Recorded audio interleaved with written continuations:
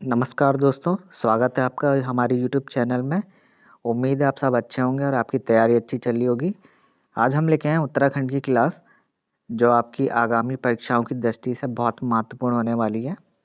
तो वीडियो को अंत तक देखें। पहला क्वेश्चन है हमारा, उत्तराखंड के विभिन्न स्थलों से प्राप्त प्रागैतिहासिक स्रोत निम्न में से कौन से हैं? तो इसमें से हमारा सही उत्तर हो जाएगा ऑप्शन डी। देखिए, शैल चित्र एवं गुफा, मृदभांड एवं कंकाल, पाषाण एवं धातु उपकरण सभी मिले हमें। अगला क्वेश्चन है हमारा, निम्न में से किस गुफा शैल चित्रों में मानव आकृतियों को अकेले या समूह में नृत्य करते हुए चित्रित किया गया है? तो इसका सही उत्तर हो जाएगा हमारा लाखू उडियार। लाखू उडियार हमारा अल्मोड़ा में है, सुरियाल नदी के किनारे। चलिए अगला क्वेश्चन देखते हैं। अगला क्वेश्चन है हमारा, चमोली जिले के डुंगरी गांव में स्थित किस गुफा से मानव, भेड़, बारहसिंगा, लोमड़ी आदि के रंगीन चित्र प्राप्त हुए हैं?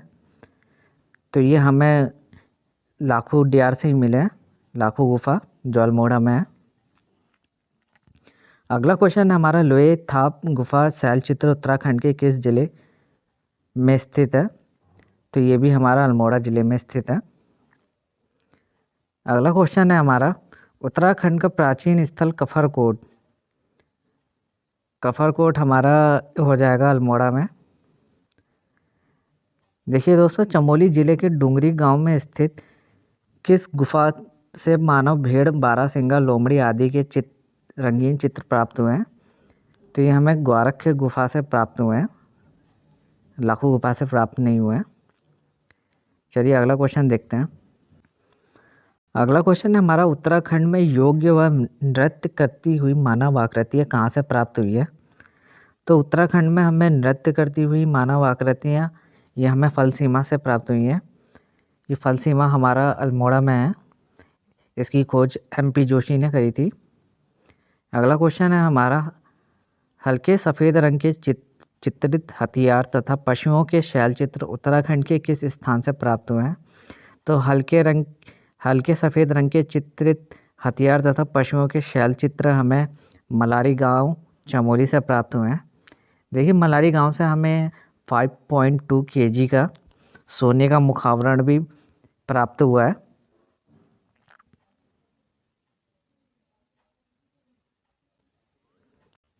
चलिए अगला क्वेश्चन देखते हैं। अगला क्वेश्चन है हमारा, चमोली जिले के किस गांव में वर्ष 1956 में महापाषाणीय समाधान खोजे गए थे? तो ये 1956 में महापाषाणीय समाधान ये भी मलारी गांव से खोजे गए थे। सही उत्तर उसका मलारी गांव हो जाएगा। अगला क्वेश्चन है हमारा, मलारी गांव से वर्ष 2002 में किस विश्वविद्यालय के शोधकर्ताओं द्वारा प्रागैतिहासिक कालीन साक्ष्य, मिट्टी के बर्तन, नरकंकाल, जानवरों के अंग आदि खोजे गए थे? तो ये शोधकर्ता थे हमारे गढ़वाल विश्वविद्यालय के। सही उत्तर हमारा ऑप्शन ए हो जाएगा। अगला क्वेश्चन है हमारा, उत्तराखंड से गैरिक सदृश मृदभांड कहाँ से प्राप्त हुए हैं? तो ये हमें बहादुराबाद से प्राप्त हुए हैं। अगला क्वेश्चन है, उत्तराखंड के किस ग्राम से प्राप्त मिट्टी के पात्र चित्रित धूसर मृदभांडों से मिलते जुलते हैं? तो ये है हमारा सांड्रा बसेड़ी गांव, यहाँ से मिलते जुलते हैं। अगला क्वेश्चन है, उत्तराखंड से नाग फनी आकार व भव्य शैल श्रम कहाँ से प्राप्त हुआ है? तो ये हमें लाखू उडियार से प्राप्त हुआ है। अगला क्वेश्चन देखते हैं। अगला क्वेश्चन है, उत्तराखंड के किस क्षेत्र से ताम्र मानव आकृतियाँ प्राप्त हुई हैं? तो ताम्र मानव आकृतियाँ हमारी बनकोट पिथौरागढ़ से प्राप्त हुई हैं। अगला क्वेश्चन है, प्रागैतिहासिक काल के संबंध में निम्न में से कौन सा कथन असत्य है? तो असत्य कथन हमें इसमें से बताना है। पहला है, इस काल के अध्ययन के लिए केवल पुरातात्विक स्रोतों की ही उपलब्धता है। तो ये बिल्कुल सही है, पुरातात्विक स्रोतों की ही उपलब्धता है। अगला क्वेश्चन है, महापाषाणीय शवगार रामगंगा घाटी से प्राप्त किए गए। ये भी बिल्कुल सही है। अगला है 8 ताम्र मानव आकृतियाँ उत्तराखंड के उत्तरकाशी जिले से प्राप्त की गई हैं। तो ये गलत है, उत्तरकाशी जिले से नहीं प्राप्त की गई है, ये बनकोट से प्राप्त की गई है, पिथौरागढ़ से। तो हमारा सही उत्तर यही हो जाएगा, ऑप्शन सी। चलिए अगला देखते हैं।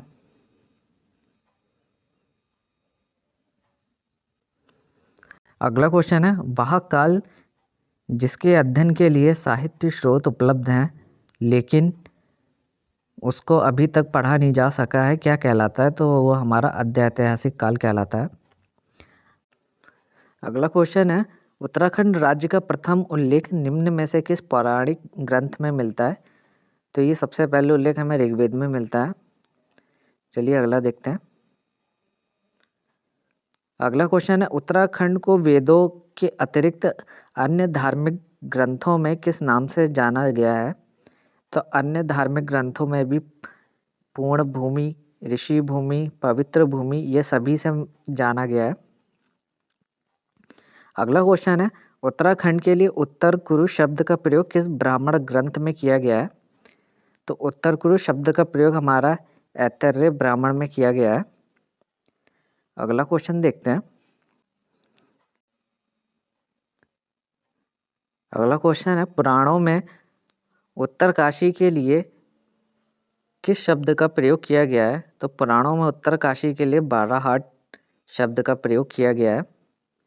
अगला क्वेश्चन है, बौद्ध साहित्य के ग्रंथों में उत्तराखंड के लिए किस शब्द का प्रयोग किया गया है?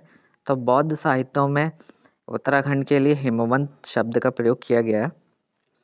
अगला क्वेश्चन है, महाभारत के किस पर्व में गंगा द्वार हरिद्वार से भ्रंगतुंग तक की यात्रा का वर्णन मिलता है? तो ये मिलता है वन पर्व में।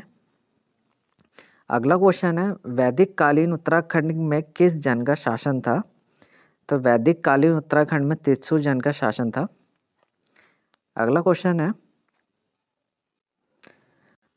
निम्न में से किस गढ़वाल क्षेत्र का प्रवेश द्वार कहा जाता है? तो इनमें से हम गढ़वाल का प्रवेश द्वार कोटद्वार को कहा जाता है। अगला है, उत्तराखंड के किस क्षेत्र को मनुष्यों के आदि पूर्वज मनु का निवास स्थान बताया गया है? तो ये अलकापुरी को बताया गया है। अगला क्वेश्चन है, गढ़वाल क्षेत्र में किस स्थान पर वशिष्ठ गुफा, वशिष्ठ कुंड व वशिष्ठ आश्रम है? तो ये विशोन पर्वत पे है। अगला क्वेश्चन है, गढ़वाल क्षेत्र के देवप्रयाग में किस स्थान पर सीता जी पृथ्वी में समाई थी? तो ये हो जाएगा ऑप्शन सी, शीतोष्ण पट्टी में समाई थी। अगला क्वेश्चन है, रामायण काल के बाणासुर का राज्य गढ़वाल क्षेत्र में था, उसकी राजधानी क्या थी? तो इसकी राजधानी ज्योतिषपुर थी। अगला क्वेश्चन है, केदारनाथ को प्राचीन ग्रंथों में किस नाम से संबोधित किया गया है? तो केदारनाथ को प्राचीन ग्रंथों में भ्रंगतुंग नाम से संबोधित किया गया है। अगला क्वेश्चन है,